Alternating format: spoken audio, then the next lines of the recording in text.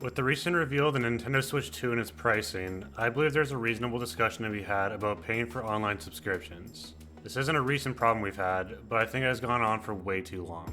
Nobody has really talked about this either. When I went to search this topic on YouTube, there actually wasn't as much on this topic as I thought there would be, and definitely not anything recent. I want to bring this discussion to life, and hopefully something can be done about it, although I am not sure what that could be. Let's dive into it. First, we have to cover the subscriptions before we get into why they shouldn't exist. We're going to focus on the big three being Xbox Game Pass, PlayStation Plus, and Nintendo Switch Online.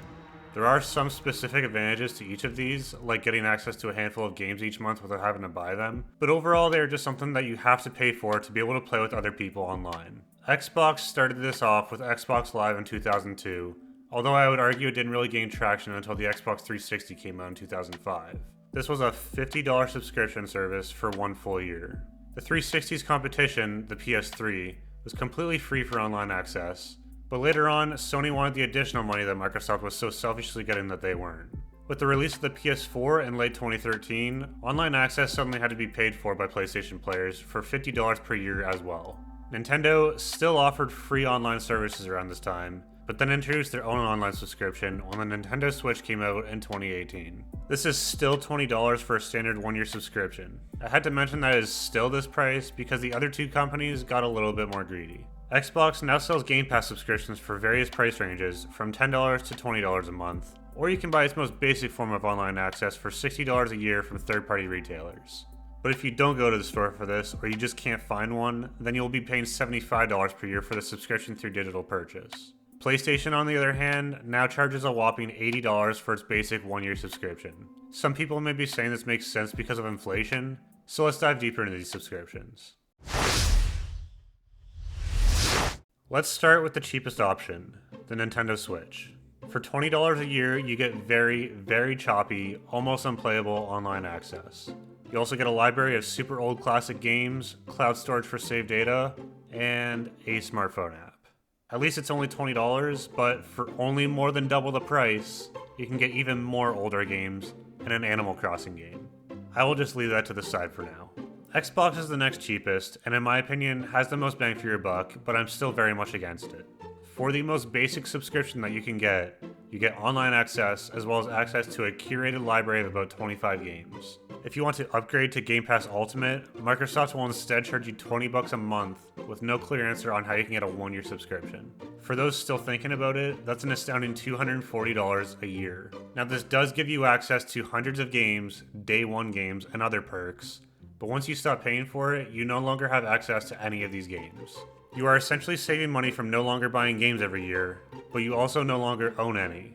These games also rotate out, so you still have to buy the games that you like if they are no longer offered. This pass also gives these perks to your PC and its games. Lastly, we have PlayStation. With their most basic subscription, you can get online access, monthly games to download, and cloud storage for saved data. If you're looking for the premium package for the low price of $160 a year, you can get access to a catalog covering all PlayStation games from PS1 to PS5, access to game trials for select titles, and access to PS5 cloud streaming. The games offered are only around for as long as you pay for the service, so once again, you do not own any of these games. At least Sony and Microsoft are offering a decent amount of content for these subscriptions, but these prices are still absurd. To recap the lowest and highest prices, Nintendo offers a base subscription of $20 per year and a premium offer of $50 per year for an individual. Xbox's basic Game Pass is $60 to $75 per year, or the Ultimate Pass for $240 a year. And finally, PlayStation offers a base subscription of $80 per year, or a premium offer of $160 per year. Now that we know about subscriptions, why exactly do we have to pay for them to play online? I believe that there's really no reason here other than greed. Everybody has to pay for the console initially, which ranges from around $300 to $500. Then, everyone needs at least one game to play, which is around $70 on average for one game, or $90 when the Switch 2 comes out. Then, with their poorly designed controllers across the board getting stick drift, you're probably buying another controller or two at around $70 each. That's already around $500 to $700 per person, and that's if each person only buys one game, which is unreasonable to assume. Add in the subscription costs and a few more games, you're probably getting about $1,000 from each person per console. Then multiply that by the hundreds of millions of consoles that have sold. I really don't understand why we're still paying to play online. Then there's all this bullshit too, which I believe is where they make most of their money. Then there's the games that I have complained about before on this channel. As I've said before, we pay full price for games that appear to be half finished a lot of the time, yet we are still paying additional money in a way just to play them online. It would make me feel a whole lot better if these games were half the price for being half finished, or, and I'm just spitballing here, maybe not make me pay to play these broken games online. I know there are many games out there that are perfectly fine and fun to play, but even having to talk about unfinished games being released shouldn't be a thing in the first place. There are also certain games out there that are completely useless without online play, such as Destiny 2 or The Division 2. If you buy a game and then find out that it can't be played unless you buy a subscription, what is the point of even owning the game if you don't want that subscription? It just becomes a paperweight, and a poor one at that. I genuinely don't see the point of having to pay for online access in any capacity, so maybe someone can help me out with that in the comments. This just further supports my decision to switch to PC, where you can play everything online for free for the most part. Another thing to keep in mind here is the time that you have available to play video games. Whether you are in school or have a job, you have a pretty limited amount of time for games. So sure, these subscriptions could offer you all the games in the world, but when will you have time to play them? Odds are, you are going to stick to a select few games that are your favorites to progress through and build up your account in them, and then maybe try out a new game here and there.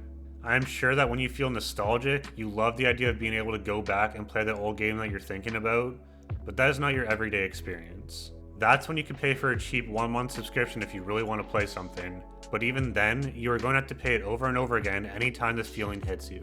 This is just another reason why owning games is so much better than having limited access to them.